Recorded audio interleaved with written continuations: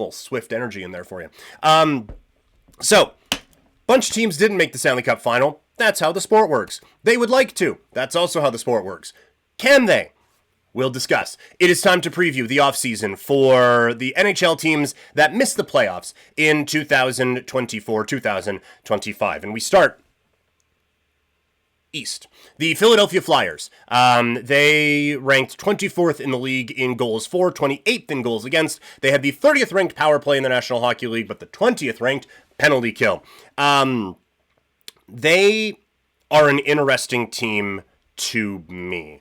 I like quite a few pieces on this particular team. And I remember a bit ago, we were talking on 960 about them. It's like, man, they might need to tear this thing down a little bit. And then you look at their Puckpedia page, and it's like, well, no, they actually got quite a few really young pieces on this team. You know Konechny, you know Couturier, and at the time Lawton, and all of those guys. You know that those guys are there. So you think of, oh yeah, some holdovers from some of the battles with Crosby and all of them. That's not the case. This is a young hockey team and a team on the rise. And there's actually a lot of young pieces on this group that I like. They go out and get Rick Tocchet as their head coach. This is an incomplete roster for sure, right? And they understood that when they made the move to bring in Kuzmenko and Pelche, moving on from Frost and Farabee. I think they kind of understood, like, this is a work in progress. This one isn't working, so let's see if we can fit a couple pieces in here. There are some obvious needs on this team. Goaltending is a real need for them, which is a copy and paste statement for a very long time, until it kind of felt like they had it figured out, and then he didn't, and now he is definitely not coming back. So they need that. I don't think there's a top line center on this team, which again is going to be a copy and paste statement for all of these previews. It really feels like. I am interested to see what this offseason is like for the Flyers. I think that there is a very good chance that they are aggressive as heck. They have 3 first-round picks. They have 4 second-round picks this year. How many of those are they going to use? They can kind of control a lot of different things in the NHL draft here because they have 7 picks in the first 2 rounds. If they want to get aggressive and move up, they have some veteran pieces that could help if Utah wants to make a move. Hearing that Chicago wants to make a move. I'm not reporting that. That's out there. You're hearing that some of those teams want to make moves.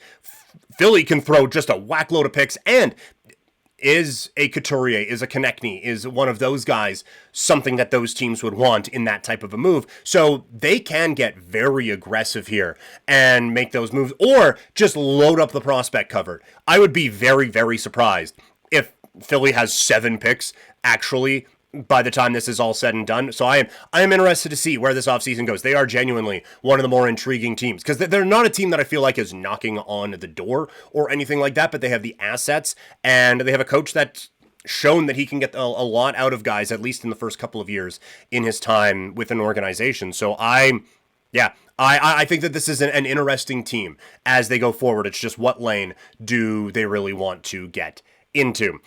Not a spot we talk about this team often, as the Boston Bruins are next up. They finished 28th in goals for, 26th in goals against. They had the 29th ranked power play and 23rd on the penalty kill. They did do a mini rebuild-ish type of a thing with moving on from Brad Marchand, Trent Frederick, and a couple of those guys. You still have Pastrnak. You still have Lindholm. You still have Zadorov. Now, one of those players is very good. The other 2 are on contracts that would make you think they are, but eh. So they are in a bit of a tough spot because I don't think rebuild and Boston Bruins necessarily go hand in hand. That feels like an organization that doesn't love to do that sort of a thing, but they probably should. And that is where the Lindholm and Zadorov contracts from a season ago, it's one of the reasons why we talked about kind of hating them so much, is the term on those kind of keep you from doing what you probably need to do, and that is a bit of a teardown. And so now, what direction do you do? That kind of feels like the way that they need to figure out, are we just going to go teardown mode and see if we can get something for Lindholm, see if we can get something for Zadorov, or what do we do there? Or, and do we move Pastrnak? Or we have this high-level goal scorer. We have Swayman locked up for a while between the pipes, and we have at least a couple defensemen you like. So let's see if we can kind of just retool this thing. That is, I would be surprised if that's not the direction that they go. And so because of that, they now need some help for Pastrnak. They need someone to play with him. And it is so very clear this team needs a number one center. Like, Bergeron leaves, they were able to piece it together a little bit, but now it's trouble. Now it is a team that really has a desperate need at that position. So again, in need of a number one center and in need of a little bit more help with Pastrnak. Like I said before, these streams are long. Head over to swiftenergy.gg. Use the code PKPrimetime for the 25% off. They got updated stuff from this. This is the shaker bottle that I got when we first signed up with them. Sorry. The stuff is still good, but they're a little more sleek than this. I still really like this one. So shows you that the stuff works as, it's not just breaking down or anything like that. Anyway, back to the preview. Buffalo Sabres come up next. This is a team that, looking at their stats, I was quite surprised. They finished 10th in goals for this year and 29th in goals against.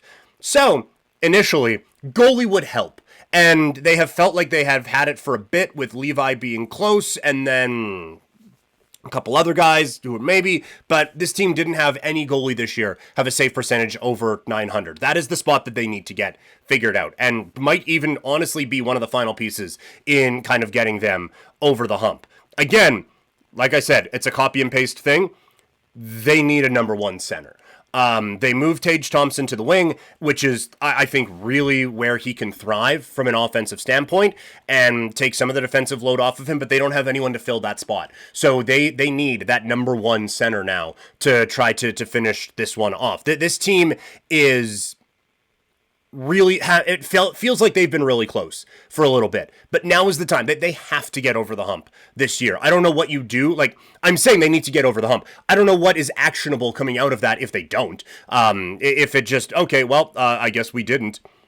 What blowing? Did you trade Tage? Probably not. But like, you have this high-level goal scorer. You have had Eichel before, and you've had no success. You have a passionate fan base, but how much can you just beat these guys into the ground? This is the time for this team to get aggressive, I think. They have a few decisions to make. Jack Quinn, JJ Peterka, Bowen Byram, Bernard Docker, and Devin Levi, all restricted free agents. A lot of talk that Peterka and Byram just won't be back.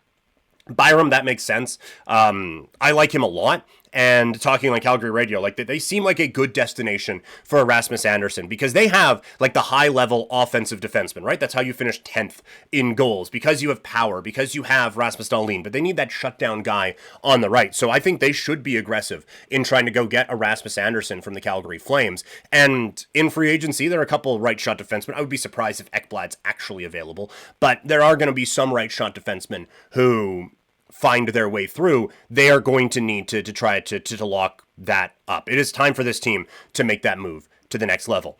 Up next, one of the more interesting and frustrating teams. The Pittsburgh Penguins finished 18th in goals for, 30th in goals against. One thing that helped the goals category was the power play, where they finished 6th in the league, which again, given the talent they have, they should. That makes sense.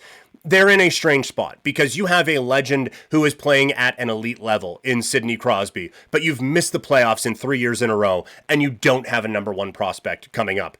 If they could get out of the Carlson or Letang deals, that would be amazing.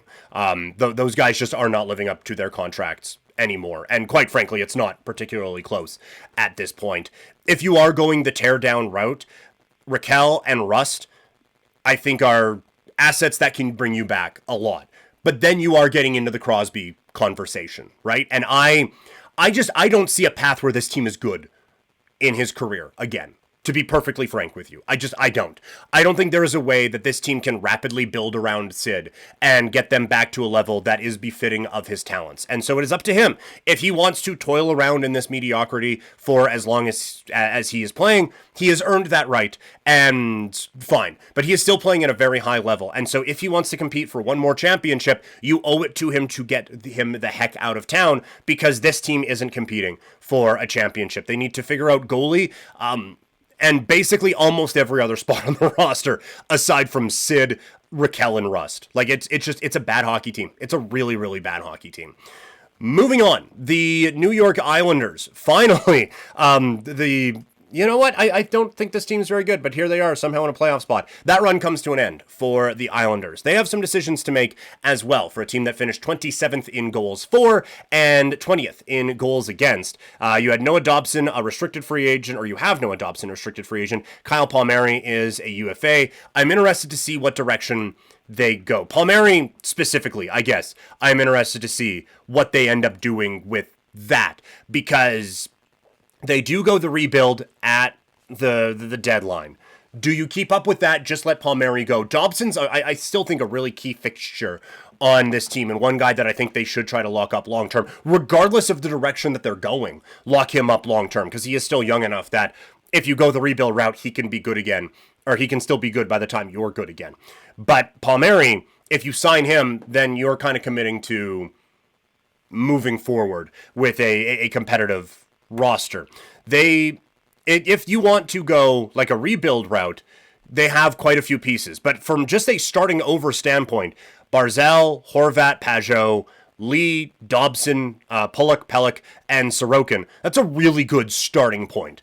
And if you want to just build around it, I think you can, and I think you can pretty easily. I don't think this is Pittsburgh, where it's like, I don't see a winner here. You can see a winner with that group.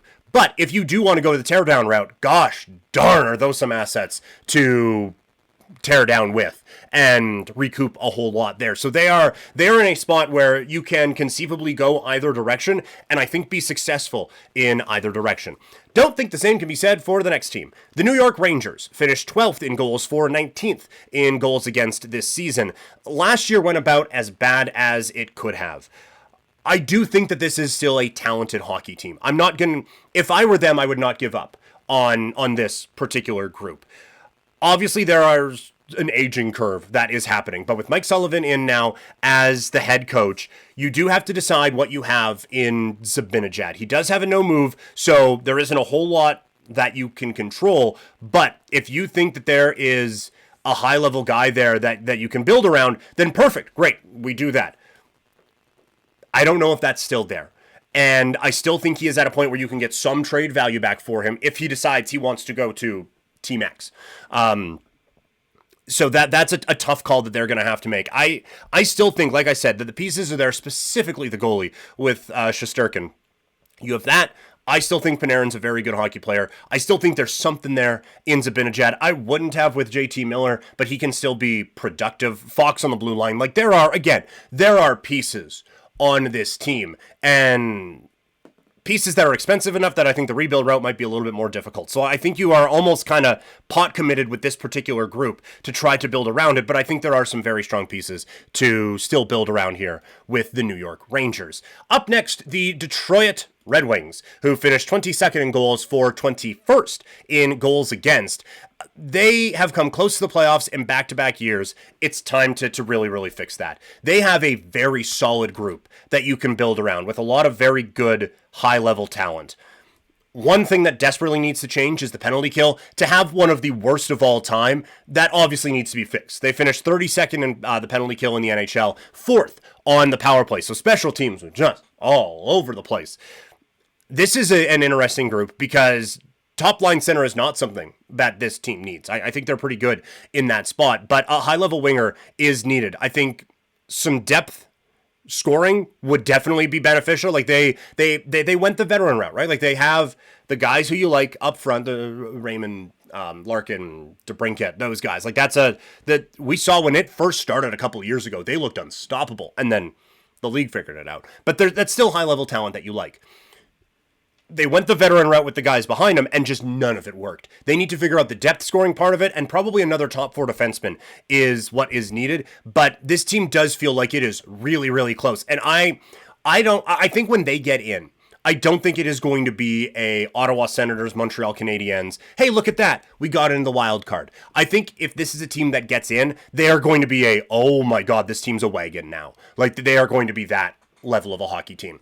Our last Eastern Conference preview for today, the Columbus Blue Jackets, one of the truly inspiring stories this season, given the tragedy that they went through with Johnny Gaudreau, and they had a phenomenal run where they were still in the playoff hunt right down to the final week. They were 7th in goals for, 25th in goals against. Again, based on everything they had going on this year, just a fantastic year for them. They are, I think, really interesting because you have some solid talent on this team. You have some exciting young talent coming up, and you have a whackload of salary cap space to spend on it. So I'm interested to see if they go the more mature, methodical, patient route, or if it's like, no, we got money to burn. Let's go. We got Werenski, we got Monahan, who had a great year. We have some young players, like we said, coming up that you can be excited about. There's a lot. And look, like before the Johnny tragedy happened, they were looking to make a push, right? Like they brought in Monahan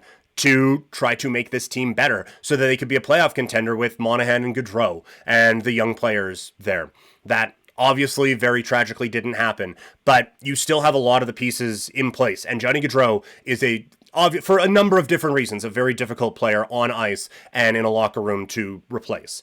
But they now have a lot of salary cap space that they can do a lot of very exciting work with. Noting that the way they got that is heartbreaking and tragic. But from a hockey standpoint, they're in a position now where I think they can really move forward very aggressively. So that is the Eastern Conference breakdown.